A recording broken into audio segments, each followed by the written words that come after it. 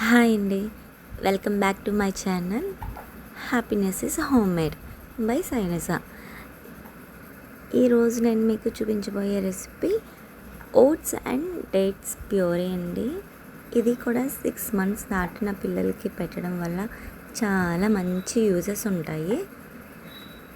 ఓట్స్లో good carbs ఉంటాయి and calcium levels కూడా బాగా ఎక్కువ ఉంటాయి.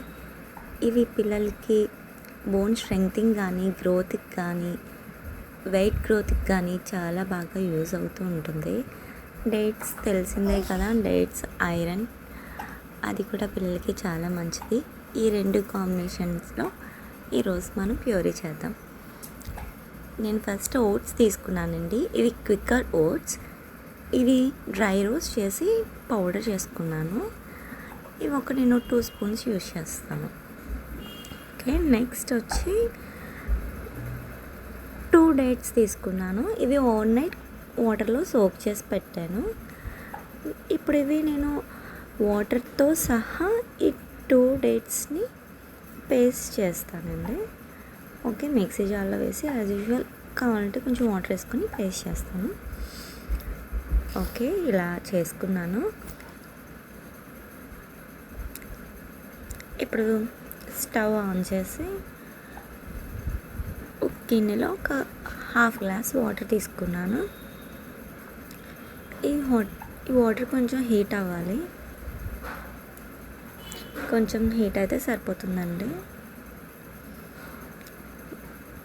ఓకే, ఈ మాత్రం హీట్ అయింది. ఇందులో నేను డేట్స్ పేస్ట్ వేస్తున్నాను. పేస్ట్ వేసి బాగా మిక్స్ చేసుకుంటాను. విస్కర్తో బాగా మిక్స్ చేస్తాను. బాగా బాయిల్ అయినప్పుడు వేస్తే లమ్స్ వచ్చేస్తాయని నేను ఇప్పుడే వేస్తున్నానండి. ఓట్స్ పౌడర్ కూడా 2 tablespoons తీసుకున్నాను.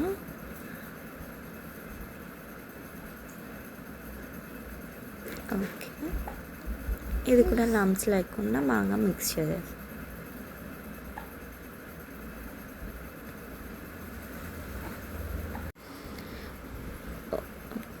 ఓకే, బాగా మిక్స్ అవుతుంది కదండి. ఈ రెసిపీని సిమ్లో పెట్టే చేయాలండి. బేబీ ఫుడ్స్ ఏవన్నా కానీ సిమ్లో పెట్టి బాగా కుక్ అవ్వాలి, లేదంటే మళ్ళీ అడుగంటి మాడిపోతుంది. సో సిమ్లో పెట్టే కుక్ చేయాలి. చూసారు కదా, స్లోగా బాయిల్ అవుతుంది.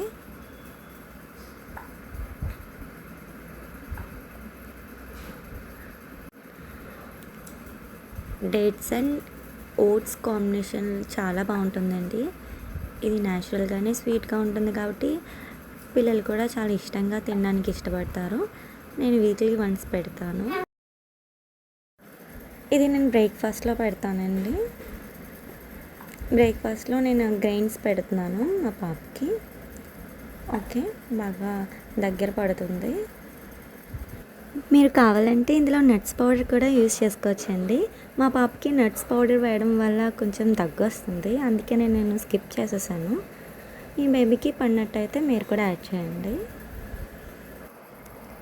ఓకే అండి, ఇది బాగా కుక్ అయిపోతుంది, దగ్గర కూడా పడిపోతుంది కాబట్టి ఇది అయిపోయి వచ్చింది. స్టవ్ని ఇప్పుడు ఆఫ్ చేసేసుకుందాం. దాన్ని బౌల్లోకి తీసేసుకుందాం.